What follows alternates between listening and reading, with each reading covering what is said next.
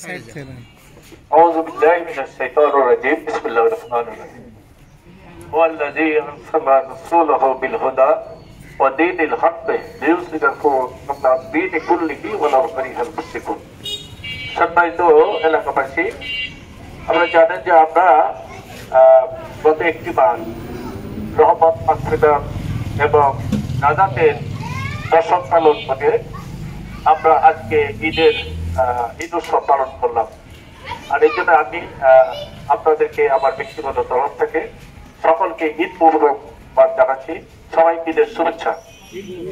আমি যে কথাটি বলতে চাচ্ছি সেটা হলো, আমরা রমজান থেকে যে শিক্ষা পেয়েছি যে তাকওয়া আমাদের মধ্যে অর্জন হয়েছে, এই তাকওয়া ভিত্তিক একটা রাষ্ট্র ব্যবস্থা যদি কায়েম না হয় তাহলে দেশ থেকে দুর্নীতি, এরপরে চাঁদাবাজি, জবরদখল, ভূমি দখল, সন্ত্রাস, সেটা কোনোটাই বন্ধ হবে না।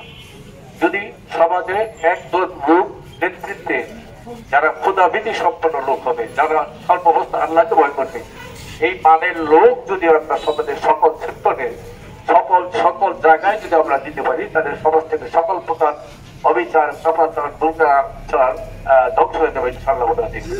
আমরা জানি আল্লাহ রাসূলকে পাঠানোর যে উদ্দেশ্য, মহান আল্লাহ রাব্বুল আলামিন কালামে হাকিমে বলেছেন, হুয়াল্লাযী আরসালা রাসূলাহু বিল হুদা ওয়া দীনিল হাক্কি লিইয়ুযহিরাহু আলা দ্বীনি কুল্লিহি ওয়ালাউ কারিহাল মুশরিকুন।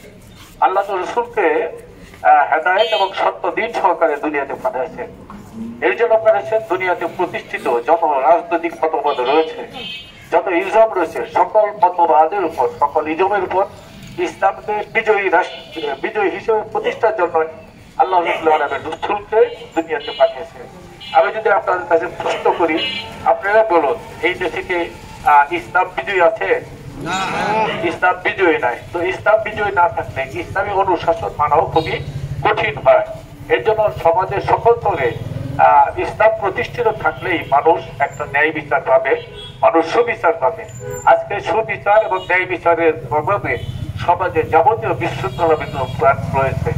আর আমি আগেই বলছি, বিদ্রোহী সম্পন্ন লোক যদি থাকে তাহলে সেই মানুষটির পক্ষে দুর্নীতি সম্ভব নয়, সেই মানুষটি চাঁদাবাজির সাথে সম্পৃক্ত থাকবে না।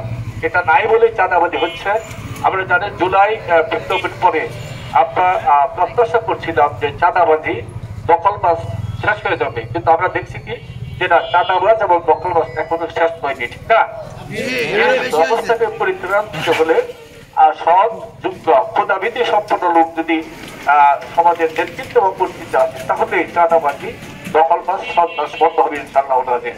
আমি আপনাদের কাছে উদাহরণ জানাবো যে জমি হচ্ছে আল্লাহ, সৃষ্টি হচ্ছে আল্লাহ, এদেশে আইন চলা উচিত আল্লাহ, ঠিক না? আর এই জন্য আল্লাহ রাসূলকে পাঠিয়েছেন। আল্লাহ বলছেন, যারা আল্লাহর আইন বিচার পয়সানো দেয় না, ওমান লাম ইয়াহকুম বিমা আনজালাল্লাহু ফাউলাইকা হুমুল কাফিরুন ফাউলাইকা হুমুল ফাসিকুন ফাউলাইকা হুমুজ জালিমুন। আল্লাহ বলছেন, যারা আল্লাহর আইন দিয়ে বিচার পয়সানো করে না, তারা হচ্ছে জালিম, তারা হচ্ছে ফাসিক, তারা হচ্ছে মুনাফিক। আমাদের দেশে সৎ নেতৃত্ব এবং আল্লাহর আইন প্রতিষ্ঠিত না থাকার